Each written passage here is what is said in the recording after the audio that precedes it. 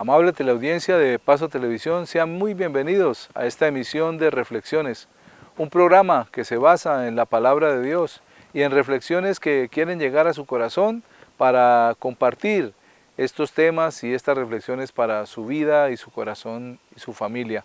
En esta oportunidad el pastor Eliseo Torres nos ha preparado un tema el cual ha titulado El mejor confidente. Quédese con nosotros.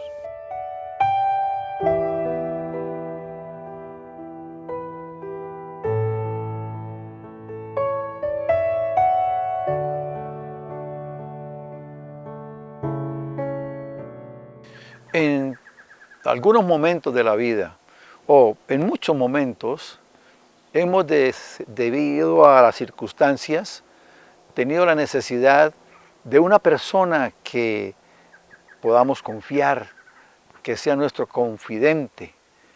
Y en muchos casos, pues es preferible que el hombre tenga un varón también para contarle sus circunstancias, o una dama sea una mujer la que lo escuche, para evitar que se involucren sentimentalmente. Y en muchas oportunidades se encuentra, pero no está todas las veces ahí. No se cuenta con él siempre que lo podamos necesitar. O después de que ha estado mucho tiempo, esa persona en un momento de ira, en un momento de desilusión, en un momento que no estuvo de acuerdo con algo, entonces se aparta. Y en el peor de los casos, esa persona va a comentar lo que la otra persona le confió, lo que la otra persona vivió, y perjudica ese nombre. Pero si nosotros miramos las cosas, hay alguien que siempre estará dispuesto a estar con nosotros. Hay alguien que siempre nos oirá y nunca nos va a fallar. Es un alguien que sabe de todo y conoce todo. El libro del profeta Isaías, en el capítulo 40, de los versículos 12 al 14, dice: ¿Quién midió las aguas con el hueco de su mano, y los cielos con su palmo? Con 3 dedos juntó el polvo de la tierra, y pesó los montes con balanza, y con pesas los collados. ¿Quién enseñó al Espíritu de Jehová, o le aconsejó enseñándole? ¿A quién pidió consejo para ser avisado? ¿Quién le enseñó el camino del juicio, o le enseñó ciencia, o le mostró la senda de la prudencia? Está hablando de Dios, Padre, Hijo y Espíritu Santo. Es el ser todopoderoso, omnisciente, es decir, que todo lo sabe, omnipotente, tiene todo el poder, y omnipresente, está en todo lugar y en todo momento. Ese Dios está pendiente de atendernos y nos da una gran garantía y nos ofrece la seguridad que siempre será fiel a nuestras situaciones, a todo lo que nosotros le digamos. Si miramos el texto que acabamos de leer, dice la palabra del Señor: ¿Quién midió las aguas con el hueco de su mano, y los cielos con su palmo? Con 3 dedos juntó el polvo de la tierra, y pesó los montes con balanza, o con pesas los collados. Es diciéndonos a nosotros la poderosa actitud de Dios, el poder inmenso de Dios. Es diciéndonos: ¿quién de ustedes ha hecho lo que Dios hizo? ¿Quién ha brindado las oportunidades que Dios nos está brindando? Vemos que todo lo que Él hace es maravilloso y nadie lo podrá hacer. Tomamos la más pequeña de las flores y nos preguntaríamos quién podría combinar esos colores que Él combinó. ¿Quién podría darle el tamaño que Él le dio? El poder de Dios nos da la garantía para nosotros buscarle, para nosotros estar con Él, porque Él, como confidente, es maravilloso.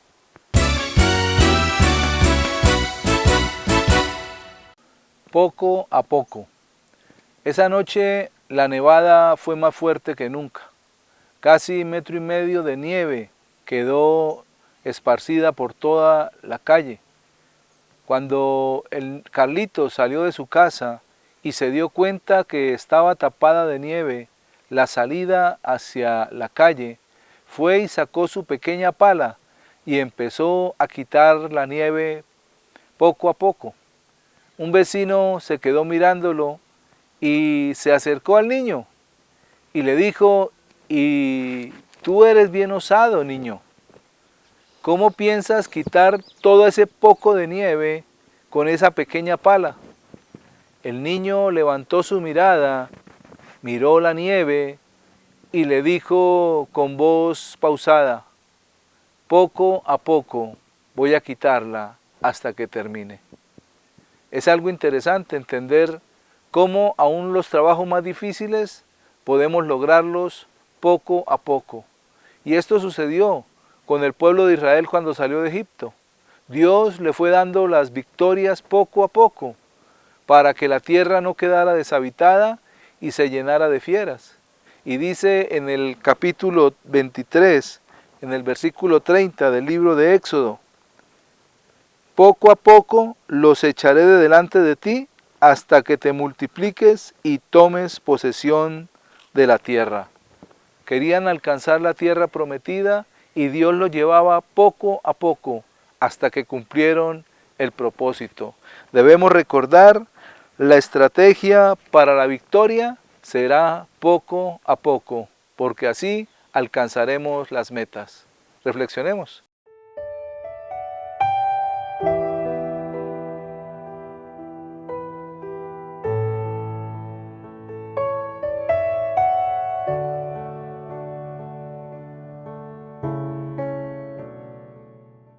Después de ver lo omnipotente de Dios, si leemos el versículo 13 dice: «¿Quién enseñó al Espíritu de Jehová o le aconsejó enseñándolo?».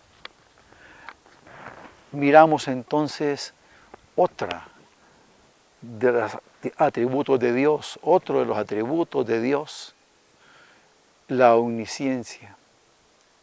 Él lo sabe todo. Ninguno de nosotros podría decirle a Dios: haga esto así, porque usted está equivocado. Pero lamentablemente, la mayoría de las veces obramos, pensamos, sin consultar lo que Dios tiene para nosotros en ese sentido. ¿Cuántas veces algunos dicen: voy a poner este negocio? Pero, ¿cuánto tiempo le preguntó a Dios? ¿Cuánto tiempo le dijo: Señor, este negocio es productivo en este lugar? ¿Está en tus planes para mi vida hacer esto? No, decidimos nosotros. ¿Cuántas veces hemos escuchado decir: mañana voy a hacer esto? Aún en medio de la pandemia que estamos viviendo y que se está pasando, tal vez muchos hayan pensado: en diciembre hacemos esto, en diciembre haremos esto. Pero le hemos preguntado al Señor: Señor, ¿qué va a pasar en diciembre? ¿Cómo va a estar diciembre? ¿Cómo va a ser en esta época? Tal vez le ponemos más cuidado a las informaciones, tal vez le ponemos más cuidado a los datos estadísticos que a la guianza de Dios. Y escuchamos más de pronto a un amigo, escuchamos más a una persona que ha estado a lo mejor lejos de nosotros, pero que en un momento dado viene a hablar con nosotros. ¿Y qué diremos en medio de dificultades? En una dificultad de pareja, en una dificultad con un hijo. Porque siempre las parejas en un momento tendrán una dificultad, tendrán un disgusto. ¿Y cómo lo vamos a enfrentar? ¿Cómo vamos a tomar decisiones en ese momento? Es estando de la mano de Dios, es hablando con Dios, es mirando lo que Dios dice en su palabra. ¿Cómo actuar con un hijo? Él dice, no los exasperéis, pero edúquenlos en el Señor, fórmenlos en el Señor. Por eso el profeta Isaías dijo, ¿quién le puede dar consejos a Dios? Pero muchas veces nosotros creemos que lo podemos hacer y decidimos por nosotros. Y luego el versículo 14 dice, ¿a quién pidió consejo para ser avisado? ¿Quién le enseñó el camino del juicio? ¿O le enseñó ciencia? ¿O le mostró la senda de la prudencia? Siempre Dios nos mostrará el camino por donde debemos estar, el camino por donde debemos ir. Él será el que tenga siempre la solución. Él será el que tiene siempre la forma en que debemos enfrentar las cosas. Podemos ir confiados. La palabra del Señor dice, el que a mí viene, yo no le echo fuera. O sea, en el momento de dificultad, vayamos a los pies de Jesús. Vayamos a la presencia de Dios. Él nos puede aconsejar. Él nos puede mostrar las decisiones que debemos tomar. Él nos puede guiar por el buen camino. Y digo que nos puede porque somos nosotros los que tenemos que aceptar que Él nos guíe, que Él nos muestre, que Él nos aconseje y que Él nos acompañe. El mejor consejero está a disposición para que nosotros vayamos y estemos en su compañía.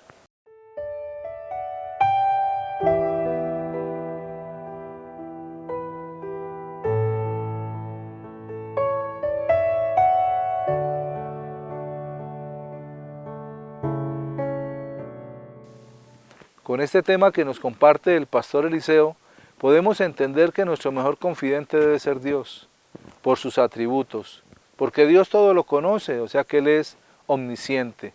Dios todo lo ve, todo lo sabe, y Él es el mejor para poder abrir nuestro corazón, y aunque Él todo lo sabe, espera que nosotros le confiemos nuestras situaciones y nuestras circunstancias. Un Dios con estos atributos es digno de ser nuestro mejor confidente. Vamos a unos mensajes de interés y ya regresamos con reflexiones.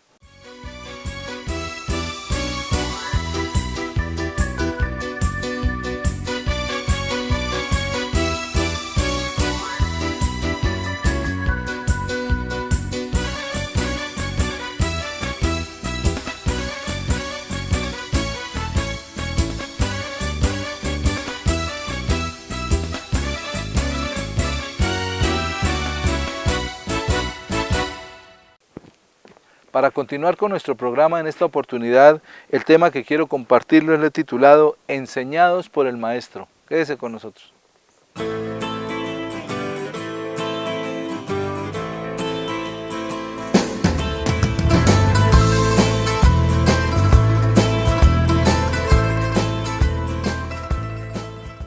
Qué privilegio y qué honor debieron sentir los apóstoles, los discípulos del Señor, al haber sido enseñados por Él. Todo lo que vieron hacer al Maestro, ellos lo recibieron de primera mano, estaban ahí con Él. La resurrección de muchos personas que el Señor resucitó, cuando hizo el milagro de las bodas de Caná, cuando el Señor sanó a los ciegos, sanó a los leprosos. Ellos estaban ahí de primera mano, pero había algo en sus corazones. Ellos no sabían comunicarse con Dios. Y ellos le hicieron esa petición al maestro que les enseñara a orar. Para ellos también, porque ellos lo veían al maestro retirarse a un lugar, a estar solo, apartado, y estar orando allí al Padre y comunicarse con Dios. Pero ellos no tenían esa comunión con el Padre. Así que le dicen al Señor en un momento, enséñanos a orar, y el maestro se dispone para enseñar, porque como la palabra lo dice, él era el maestro de Galilea, el que quería enseñar y que sus discípulos aprendieran todo de él. En el Evangelio de San Lucas, en el capítulo 11, en los versículos del 1 al 4, dice la palabra del Señor: aconteció que estaba Jesús orando en un lugar, y cuando terminó, uno de sus discípulos le dijo: Señor, enséñanos a orar, como también Juan enseñó a sus discípulos. Y les dijo: cuando oréis, decid: Padre nuestro que estás en los cielos, santificado sea tu nombre, venga tu reino, hágase tu voluntad como en el cielo, así también en la tierra. El pan nuestro de cada día, dánoslo hoy, y perdónanos nuestros pecados, porque también nosotros perdonamos a todos los que nos deben. Y no nos metas en tentación, mas líbranos del mal. El Señor se dispone en su corazón para enseñarles a sus discípulos a cambiar la perspectiva que ellos tenían. Recordemos que todos eran judíos y tenían una perspectiva respecto a la ley. Así que ellos tenían una visión de Dios de una manera diferente. Jesús vino para enseñarnos, mostrarnos una cara totalmente diferente al Dios que los israelitas conocían. Ya no era el Dios de Israel, ahora Él quería que fuera nuestro Padre. Por eso el Padre Nuestro fue la oración modelo que Jesús les dejó, pero no para que la usaran repetitivamente, no para que la hicieran como una oración repetida sin fe y sin devoción, sino para que utilizaran esa oración como fundamento para sus propias oraciones. El Padre Nuestro se divide en dos partes. La primera está relacionada con Dios, es decir, con su nombre, su reino y su voluntad. En el versículo 2 dice: y les dijo: cuando oréis, decid: Padre nuestro que estás en los cielos, santificado sea tu nombre, venga tu reino y hágase tu voluntad como en el cielo, así también en la tierra. Cuando entendemos el propósito del Padre Nuestro y vemos allí cómo esa primera parte nos muestra la divinidad, nos muestra la verdad y nos muestra el poder de Dios, es cuando nosotros podemos caminar en una confianza plena en Él, en una confianza plena de poder adorarlo, de poder exaltarlo y de poder declarar que Él es nuestro Dios, nuestro Señor y nuestro Salvador. Entonces podemos entender cuando dice el Señor que en el nombre del Señor sea exaltado, cuando le dice allí: Padre nuestro que estás en los cielos. Qué interesante poder comprender esa identidad que Cristo tenía con Papá Dios. Él le decía Padre, el Padre y yo uno somos, mi Padre y yo. Y ese era el propósito que Él tenía, dejar marcado en el corazón de sus discípulos que no solamente Dios era un Dios lejano, sino era un Dios tan cercano como un padre, como un papá que estaba allí para escucharlos, como un papá que debía ser exaltado, como un papá que debíamos conocer su voluntad para poder hacerla. Porque la voluntad de Dios es buena, es agradable y es perfecta. Y allí es donde el Señor Jesús enfoca la primera parte del Padre Nuestro para que nosotros también, como hijos de Dios, podamos declarar que somos hijos de Él, que queremos hacer su voluntad, pero por encima de todo, que queremos que su reino se establezca en esta tierra. La rosa y el sapo. En un jardín había una rosa muy hermosa. Era la rosa más bella. Recto el tallo, hojas bonitas y un color rojo muy especial. La gente se paraba y se deleitaba mirando la belleza de la flor. pero no se acercaban, la miraban de lejos. Y la rosa, en su orgullo, no veía con buenos ojos que no se acercaran. Se puso a observar qué pasaba y se dio cuenta que a su raíz estaba un sapo grande, negro. Y eso impedía que las personas se acercaran. Entonces, molesta, le pidió que se retirara, hizo que el sapo se fuera. El sapo dijo, está bien, y se fue. Unos días después, el sapo regresó y pasó por frente a la rosa, que estaba deteriorada, las hojas rotas, mordidas, los pétalos marchitos, marchitándose más. Y le dijo, uff, qué maltrecha está, la veo muy mal.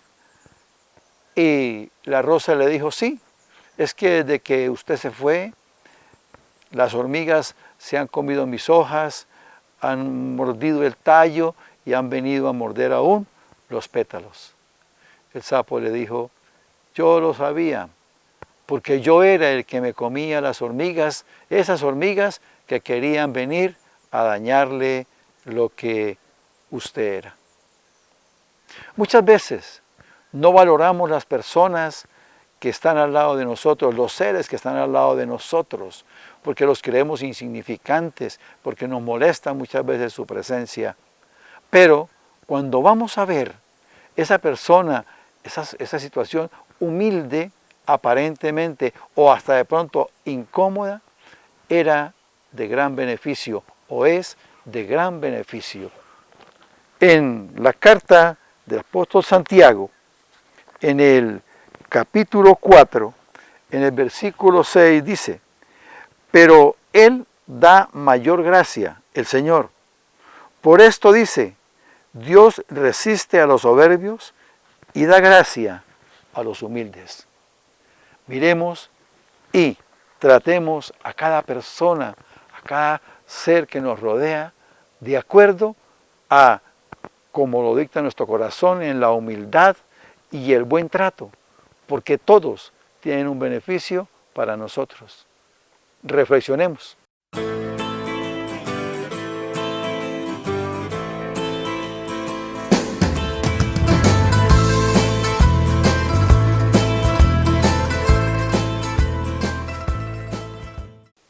Si la primer parte del Padre Nuestro corresponde a exaltar, a glorificar, a hacer la voluntad de Dios y traerla a la tierra, la segunda parte se enfoca o concierne a nuestras necesidades, al alimento, concierne también al perdón y a la protección. Tres cosas que debemos nosotros entender.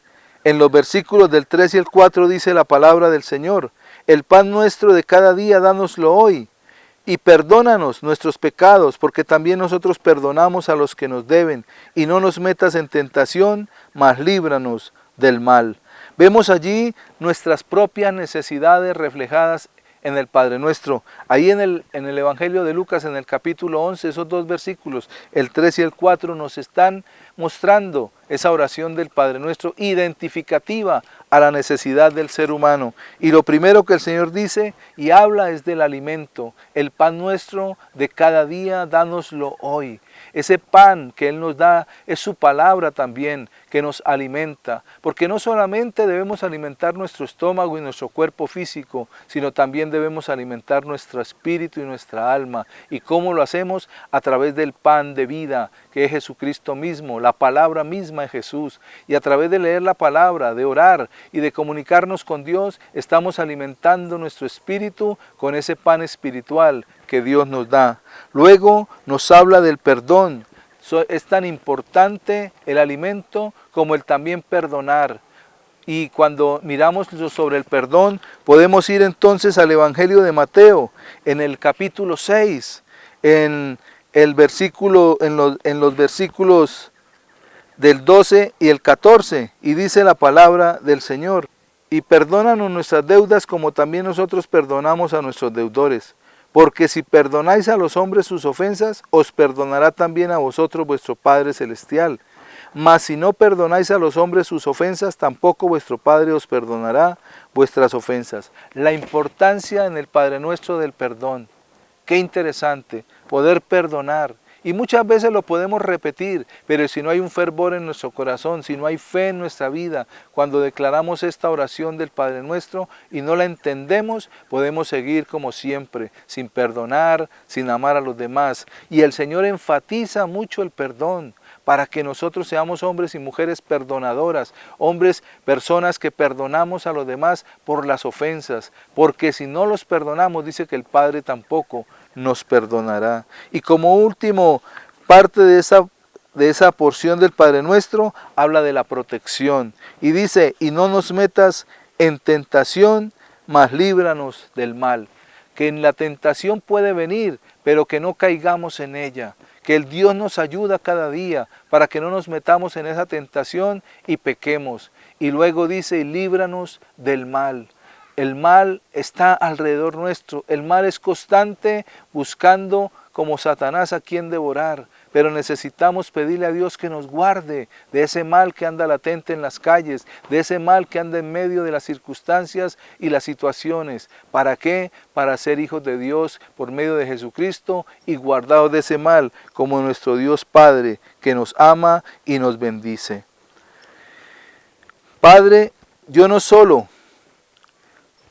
quiero que ellos me conozcan a mí, sino que te conozcan a ti por medio de mí, también les dijo el Señor Jesús. Y eso era lo que Él quería, que en el corazón de cada discípulo quedara la figura del Padre. Ya no el Dios de Israel, ya no ese Dios lejano, ese Dios que era conocido de acuerdo a la necesidad del pueblo.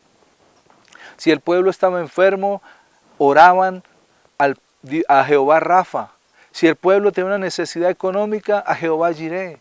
Si iban a la guerra, Jehová Nishi, su estandarte. Tenían a Dios de una figura, una manera, un nombre para Dios, pero no tenían el nombre del Padre. Y Jesús vino a eso, a dejar en nuestros corazones también esa figura paterna de Dios, que ya no era el Dios de la guerra, que ya no era el Dios de los antepasados, sino era el Dios nuestro. Ya no como dijo el salmista David, el Señor es mi pastor. Jesús vino y dijo, Padre nuestro, nos hizo a todos hijos de Él por medio de Jesucristo, de nuestro arrepentimiento y de nuestra aceptación del Hijo de Dios. Y es ahí donde el Señor quiere que nosotros entendamos que como Padre Dios quiere suplir cada necesidad, pero también quiere que nosotros nos sujetemos a su voluntad que es buena, agradable y perfecta.